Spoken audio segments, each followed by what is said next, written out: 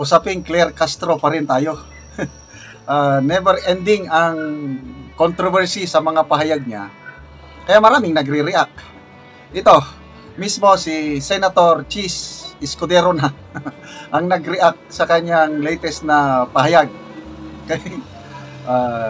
Sa post ni VOVPX, posted 2 hours ago. Sabi niya, Escudero on attorney's impeachment remarks. Attorney si Castro. Claire Castro. Let's just forgive. So, itong si Attorney Castro na-interview sa DWPM noong February 26 tungkol sa Claymore. Dumadami daw ang Claymore ng katawan, mga tao, na ituloy ng impeachment. Simulan na. Kasi ang stand ni Senate President Escudero, very firm.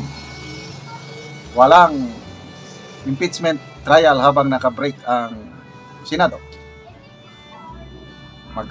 Masisimula ng impeachment trial sa July 30 na. Naka-ready na, may mga calendar of activities na. Nakahanda na lahat. Kaya lang, hindi mo na simulan ngayon. July 30 pa. So, ito naman, maraming nag-apura.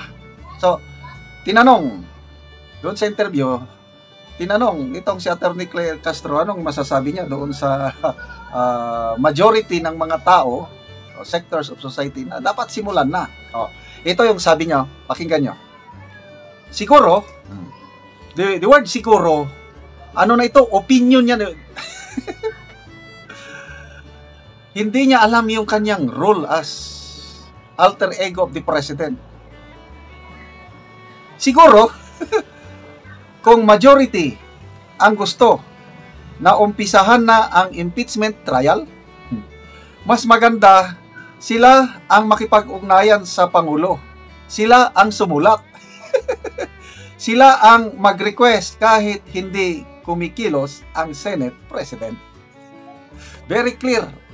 Opinionated. Ang dami ng yung vlog ko kahapon dahil sa Executive Order number 74 tungkol sa Pogo, total ban ng Pogo, ang isinagot niya SIM card. Hindi niya alam yung Executive Order 74. Tinatawag na siya ngayon na attorney SIM card. Ito naman, dahil opinion, nagsasabi siya ng opinion, pwede ring attorney opinion. Opinion niya ito. So, si Senate President Escudero naman, tinanong siya ngayon ng media. Alam ang media, mahilig yan eh. Yan ang mga news bites nila. Mga konting controversy. So, Senator Escudero, anong masasabi nyo? Yung pahayag ni Attorney Claire Castro na kahit wala kayong kilos, ang mga tao na gustong maumpisa ng Senate trial, sila na ang sumulat sa Pangulo. So, public claimor. Para ang Pangulo, magtawag na siya ng special session kahit walang initiative ang Senate President. So, siyempre, ang Senate President sasagot. Anong sagot niya? Na-open pa siya? Hindi naman. Very forgiving, very understanding si Senate President Escudero. Ang sabi niya ganito, hindi siya na-open mabait. Sabi niya, patawarin na lang natin siya. Bago lang siya at baka excited pa. Medyo ng Alaska. Okay. Nakakaligtaan lang siguro niya na siya ang tagapagsalita ng Pangulo. Yan, nilecturean na siya. Na anumang sinasabi niya sa mikroponong yan ay galing sa Pangulo. Na duda ko, ang sinabi niya kabilang na yun ay galing mismo sa Pangulo. Ano ba? Galing ba sa Pangulo? Itong ang mga tao susulat na lang sa Presidente. Galing ba yan sa Pangulo? O galing mismo sa utak, puso, bunganga ni Attorney Claire Sarli? Ay, nako. Sa pinagtignan natin people who reacted. 3,900 people who reacted. 3,400 tumatawa. Tinatawanan nila si Attorney Claire Castro. Yung 420 naman like. Siguro itong like nila yung sagot ni Senate President Escudero na patawarin na lang natin siya dahil excited pa, baguhan pa. But alalahanin niya na tagapagsalita siya ng Pangulo, anumang salita na lumalabas sa kanyang bunganga ay galing sa Pangulo. Naku, ano pa naman ang Pangulo? Ano pa? Oh. Ana Mendoza Kalan, mga comments na tayo. Nasobrahan daw kasi kakakain ng Jollibee, bida-bida. Bete Bechi, wahahaha, kier daldal pamor. What comes out from her mouth was actually more of her personal opinion, not the stand of the office of the president. Exactly, sabi naman ni Jeremiah. Raul Marquez, lahat gagawin nitong palingkerang ito. Oh, kahit wala namang sinasabi ni BBM. GC Boko Kuwanan, somehow si ate po ay minsan nagjo-joke lang. Hayaan na natin at ilang araw ngayon bago na ang nakatayo dyan, di pa tayo nasanay. Emma Rabaya, nakaligtaan ni Madam na ang trabaho niya ay tagapaghatid ng impormasyon sa mga kaganapan sa loob ng Malacanang doon sa taong bayan, hindi magpahayag ng opinion. Isa pang pahayag niya, yung tungkol sa PhilHealth issue, sakaling